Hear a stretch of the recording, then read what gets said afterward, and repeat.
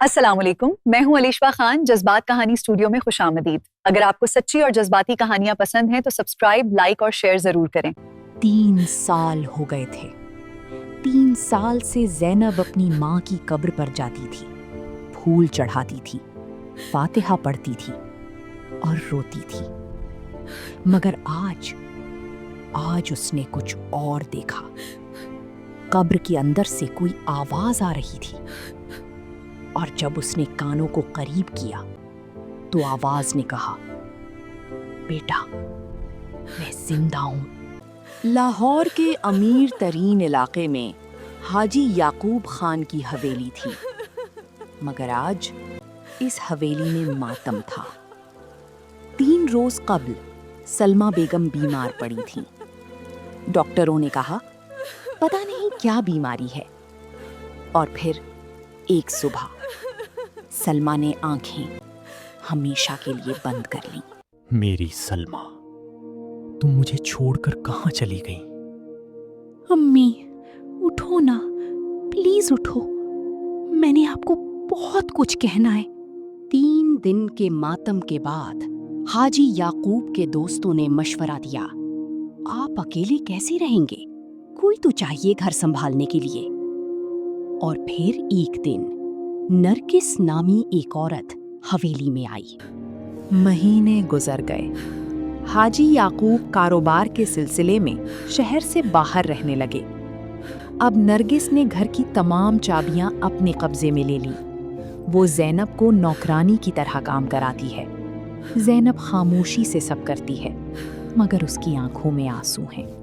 ایک روز حاجی یعقوب واپس آتے ہیں۔ زینب ان سے سب کچھ بتانے کے لیے ان کے کمرے میں جاتی ہے، مگر جیسے ہی وہ کچھ کہنے لگتی ہے، نرگس کمرے میں آ جاتی ہے اور بات کٹوا دیتی ہے۔ حاجی یعقوب تھکے ہوئے ہیں، وہ بعد میں بات کرنے کو کہتے ہیں۔ زینب مایوس ہو کر باہر نکل جاتی ہے۔ صبح کے وقت پورے گھر میں چیخ و پکار مچ جاتی ہے۔ نرگس کمرے سے باہر نکلتی ہے جس کا سر لہو لہان ہے، خون سے فرش بھیگ گیا ہے۔ نرگس چیختی ہے کہ زینب نے اسے مارا ہے۔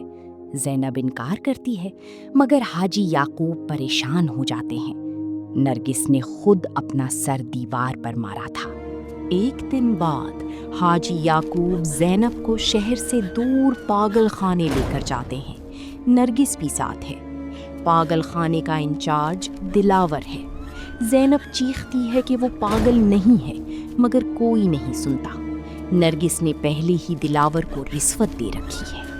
دلاور زینب کو اندھیری کوٹھری میں لے جاتا ہے، زنجیریں ڈال دیتا ہے۔ زینب کہتی ہے اس نے کوئی جرم نہیں کیا۔ دلاور قہقہا لگاتا ہے اور کہتا ہے کہ یہاں فیصلہ وہ کرتے ہیں۔ وہ بتاتا ہے کہ پڑوسی کوٹھری میں کوئی 4 سال سے قید ہے۔ رات کا وقت ہے۔ زینب زنجیروں میں جکڑی دیوار سے لگی ہوئی ہے۔ اچانک پڑوسی کوٹھری سے آواز آتی ہے، پانی، کوئی پانی دے دے۔ زینب پوچھتی ہے، آپ کون ہیں؟ آواز پانی مانگتی ہے۔ پھر آواز پوچھتی ہے، نام کیا ہے؟ زینب کہتی ہے، زینب۔ آواز کانپ جاتی ہے۔ زینب بنت یعقوب؟ زینب چونک جاتی ہے۔ طوفانی رات ہے۔ بجلی گرنے سے زینب کی کوٹھری کا تالا ٹوٹ جاتا ہے۔ زینب باہر نکلتی ہے اور پڑوسی کوٹھری میں جاتی ہے۔ وہاں وہ اپنی ماں سلمہ کو بیڑیوں میں جکڑی ہوئی پاتی ہے۔ سلمہ بتاتی ہے کہ نرگس نے اسے زہر دے کر یہاں قید کروا دیا تھا۔ زینب ٹوٹ جاتی ہے۔ صبح کی اذان ہوتی ہے۔ دلاور زینب کی کوٹھری میں دیکھتا ہے تو وہ خالی ہوتی ہے۔ وہ گھبرا کر چیختا ہے کہ لڑکی بھاگ گئی۔ پورے پاگل خانے میں ہلچل مچ جاتی ہے۔ زینب پاگل خانے کی مرکزی دیوار کے پاس ہے۔ اس نے کوئلے کا ٹکڑا اٹھایا ہے، اپنی انگلی کاٹ کر خون نکالا ہے اور دیوار پر پوری حقیقت لکھ رہی ہے۔ اس کے ہاتھ کانپ رہے ہیں، مگر وہ لکھ رہی ہے۔ اسی وقت پاگل خانے کے باہر پولیس کی گاڑیاں آ کر رکتی ہیں۔ नए एसपी उमर दरियाब खान ने खुफिया इत्तिला पर छापा मारा है। वो अंदर दाखिल होते हैं तो उनकी नज़र दीवार पर लिखी तहरीर पर पड़ती है। वो कांप जाते हैं। ज़ैनब सामने आकर सब कुछ बताती है। पुलिस अफसरान कोठरी नंबर 4 का दरवाज़ा तोड़ते हैं। अंदर का मंजर देखकर सबके होश उड़ जाते हैं। सलमा बेड़ियों में जकड़ी फर्श पर पड़ी है, बाल सफेद, जिस्म हड्डियों का पिंजरा। एसपी उमर खुद रो पड़ते हैं। ज़ैनब अपनी माँ को उठाती है।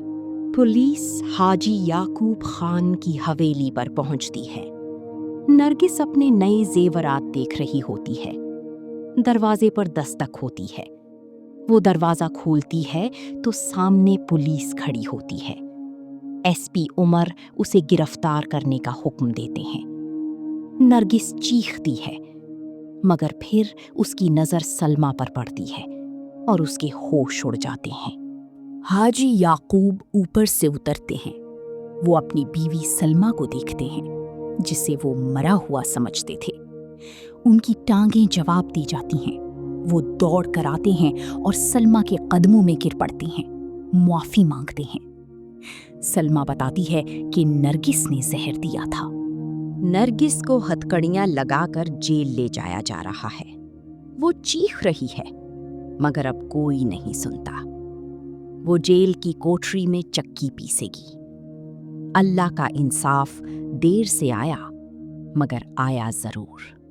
हवेली के सहन में हाजी याकूब, सलमा और ज़ैनब तीनों एक दूसरे से लगे हुए हैं। 4 साल की जुदाई के बाद घर फिर से आबाद हो रहा है। सलमा के जिस्म पर जख्म है, मगर रूह सुकून में है। ज़ैनब की आंखों में आंसू हैं, मगर ये आंसू गम के नहीं, सुकून के हैं। और जेल की उस तारीक कोठरी में नरगिस अब भी चक्की पीस रही थी। उसे अब समझ आ चुका था, जो अल्लाह से छुप सकता है वहां से फिर कभी बाहर नहीं आता। और दीवार पर वो तहरीर आज भी पागल खाने की दीवार पर लिखी हुई है। कोई मिटा नहीं सका, क्योंकि जब सच खुद लिखे तो उसे कोई नहीं मिटा सकता। कमेंट्स में बताएं, अगर आप ज़ैनब की जगह होते तो क्या करते? दोस्तों, कहानी पसंद आई तो सब्सक्राइब जरूर करें, लाइक और शेयर करना मत भूलें और बताएं अगर आप ज़ैनब की जगह होते तो क्या करते।